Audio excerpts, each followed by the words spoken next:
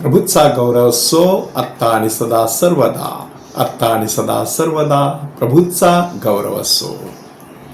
ख्रिस्त आज विजयी झाला, मरणा जिंकून या उठला. ख्रिस्त आज विजयी झाला, मरणा जिंकून या उठला. अशा प्रकारची विजय घोषणा ईस्टरच्या रात्री आपल्याला ऐकायला मिळते. ह्या ईस्टरचा संपूर्ण जो विधी असतो तो विधी एकूण 4 भागामध्ये विभागलेला असतो. आज आपण फक्त त्या 4 भागांवरती चिंतन करणार आहोत अगदी थोडक्यामध्ये, आणि पुढील काही दिवसात त्यातील एक एक भाग घेऊन आपल्याला ईस्टरच्या रात्रीची चांगली तयारी करायची आहे.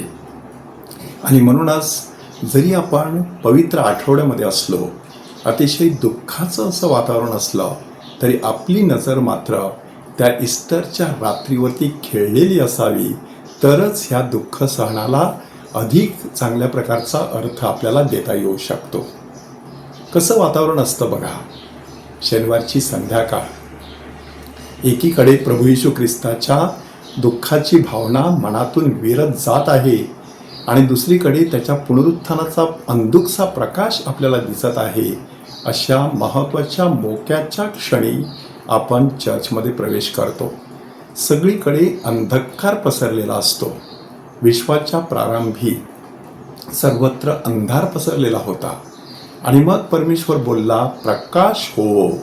तशा प्रकारे प्रकाश तयार केला जात असतो, आणि त्या धीर गंभीर अशा काळोखामध्ये पास्काची मेणबत्ती तयार केली जाते. त्या पास्काच्या मेणबत्तीवरती काय असतं? त्या ठिकाणी क्रूस असतो. 5 कांड्या टोचण्यासाठी छोटी छोटी छिद्रे तयार करून ठेवली जातात. अल्फा आणि ओमेगा ही ग्रीक भाषेतील अक्षरं कोरलेली असतात, आणि त्या वर्षाचा आकडा देखील तिथे लिहिलेला असतो. हे सगळं कसलं प्रतीक आहे? की ख्रिस्त हा मरणातून जिवंत होत आहे.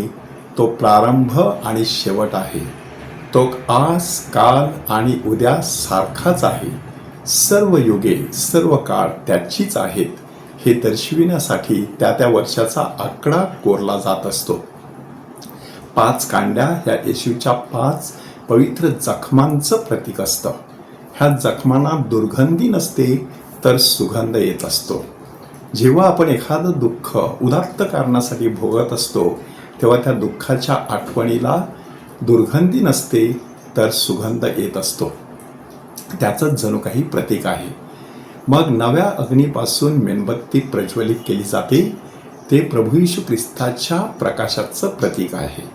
पुनरुत्थित ख्रिस्ताचा हा प्रकाश आता मेणबत्तीच्या रूपाने आपल्यासमोर तयार झालेला आहे. 3 टप्प्यांमध्ये घोषणा केली जाते, ख्रिस्त प्रभू आमुचा प्रकाश, आणि मग त्याला प्रतिसाद दिला जात असतो, धन्यवाद देऊ देवास. हळूहळू ख्रिस्ताच्या पुनरुत्थानाच्या सोहळ्यात सहभागी होण्यासाठी ख्रिस्त सभा आपल्याला तयार करत असते. आणि मग आपण पाहतो की 3 टप्प्यामध्ये ही घोषणा केली जात असताना प्रकाश वाढत जातो.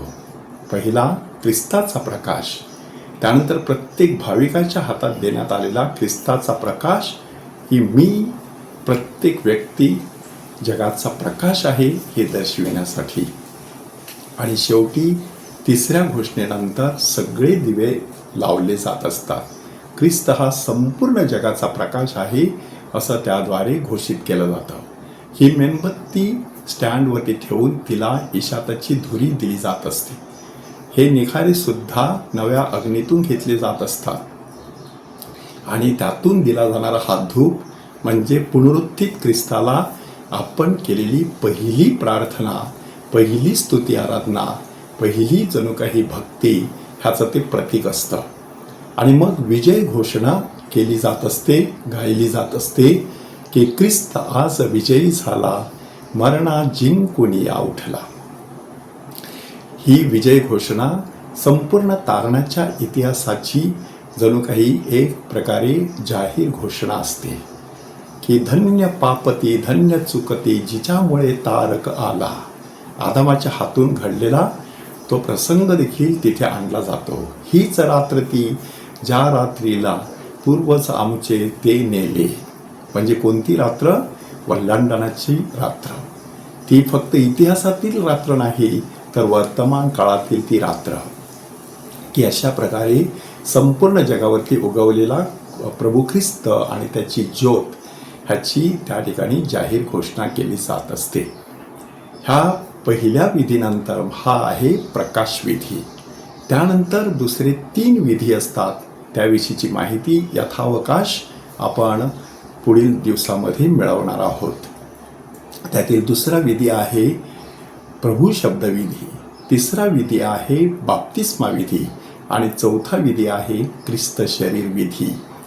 ह्या संपूर्ण महान अशा तारणाच्या रहस्यामध्ये सहभागी होण्यासाठी परमेश्वराकडे कृपेची याचना करूया.